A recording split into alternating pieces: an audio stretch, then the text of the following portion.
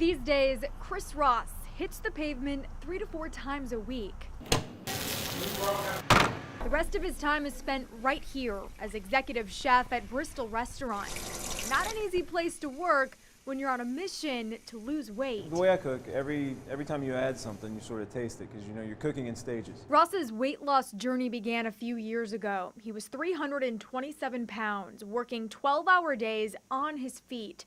Something had to give. You know, I started small, and I set little goals for myself. One of the first things I did is switch to diet soda. Ross also started to drink 8 glasses of water a day, and he began to walk more. Even the walk from the Bristol Cafe at Melwood Arts Center to the kitchen is a lengthy one. And now, every time he tastes his food, after I taste now, you spit in the garbage can, which really totally freaks out like new cooks. Now that he's shed more than 100 pounds, the chef's runs are usually about 5 miles long, working his way up to 13.1 for the mini marathon. I mean, I'm not going into it thinking I'm going to win or finish first. To me, the goal is just to finish. Ross used the mini as an end goal on his weight loss journey. He says if he can do it, so can you. You just got to try to stay positive and a little bit at a time. That's kind of what worked for me.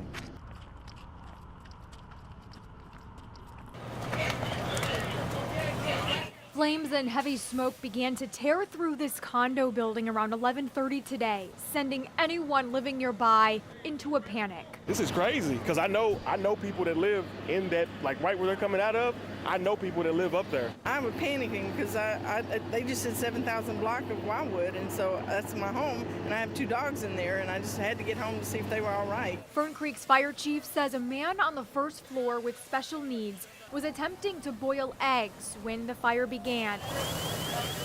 He tried to put it out himself before calling 911. I smelled smoke. My daughter's in my unit. So when I went out, there was smoke coming down the hall. But by the time I hit the door, it's smoke rolling out. I couldn't go in there and even try to put it out. All I saw were flames coming out of the building and people were yelling. 45 crew members from 3 departments helped put out the flames, fighting collapsed roofs and heavy smoke. We watched as 4 people were treated for smoke inhalation and burns. Crews also helped a cat that was pulled from one of the condos. It's really got me upset because I live here, and I've lived here for 14 years. I've never seen a fire like this.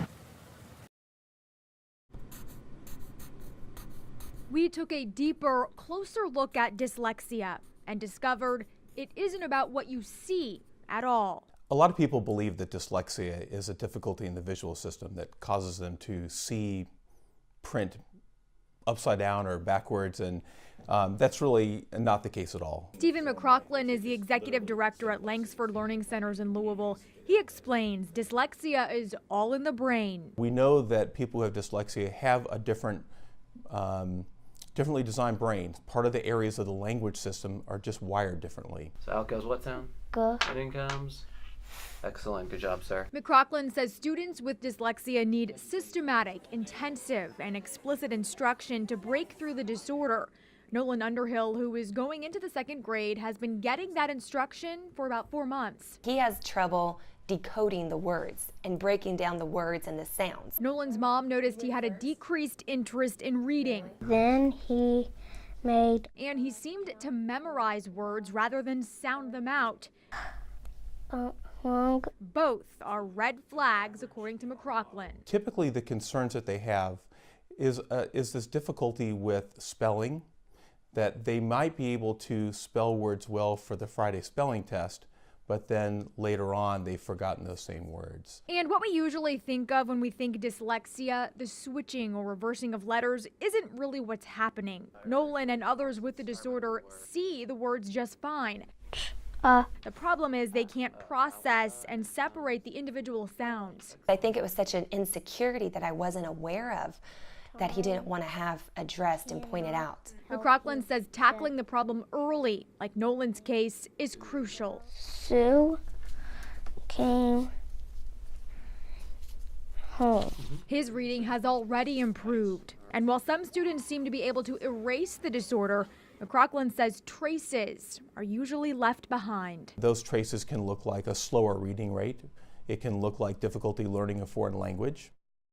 We're gonna take a walk first. Peyton Wolf is relearning the basics. You are doing awesome. One step at a time. That's my baby, she's in there. But that wasn't certain back on June 3rd. Peyton was at her father's home on Sky Blue Avenue when she stepped into the street in front of a truck. Mom, Jaquise Darden, rushed there to see her little girl lying in the road. I didn't expect that.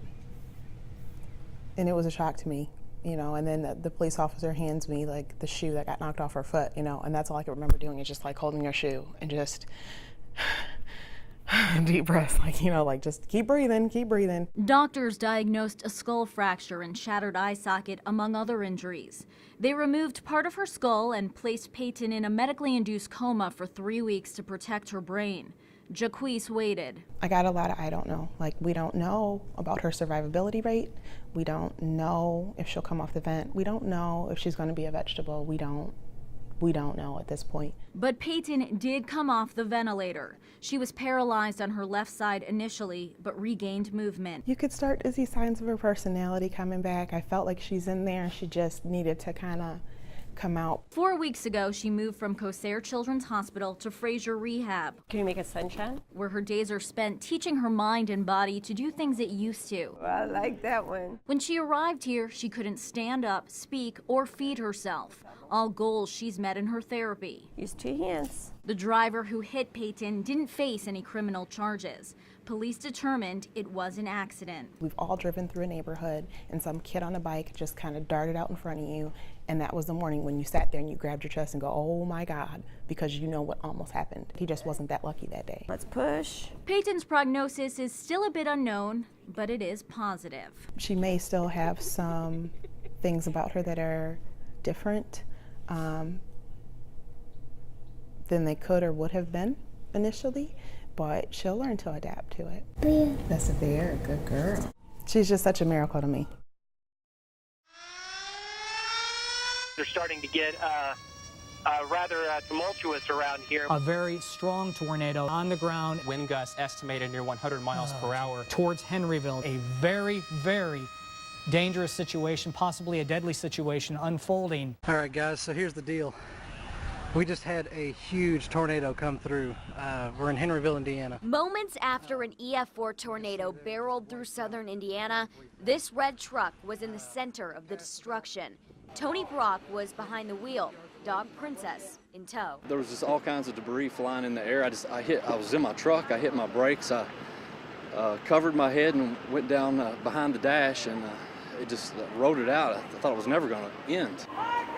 Seconds felt like minutes. Tony opened his eyes to this destruction. It's total chaos. It's unreal. It's unreal. It's like this place has been bombed or something. It's terrible. It's been 2 years since that devastating day. For Tony and Princess, the physical scars have healed. But it doesn't hit home until it actually happens to you.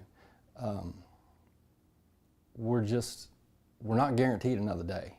And that day, I thought was my day. He was on his way to his in-laws' house for shelter. I was heading south on 31, which put me right in front of the school, just past Bud Rose bus stop. He calls it Bud Rose Bus Stop, the restaurant's new name after a school bus crashed right through the front doors. Tony was just yards away, left bleeding from the truck's glass, 75 pieces still embedded in his head today. I thought I was okay at the time, but I guess I was a little more dazed, maybe in shock. My hands, from my wrist to my knuckles, were just road rash. My hands hurt worse than anything else. Princess only suffered a tiny cut. Now, slowly, Tony and his family have been moving on. Compared to what other people went through, I'm fine, I'm great. I thought I was prepared, I just waited too long. The warnings were there, I should have left earlier. He's using this opportunity, urging others to take the necessary precautions when it comes to the weather. Be prepared, be aware, be ready, and don't wait.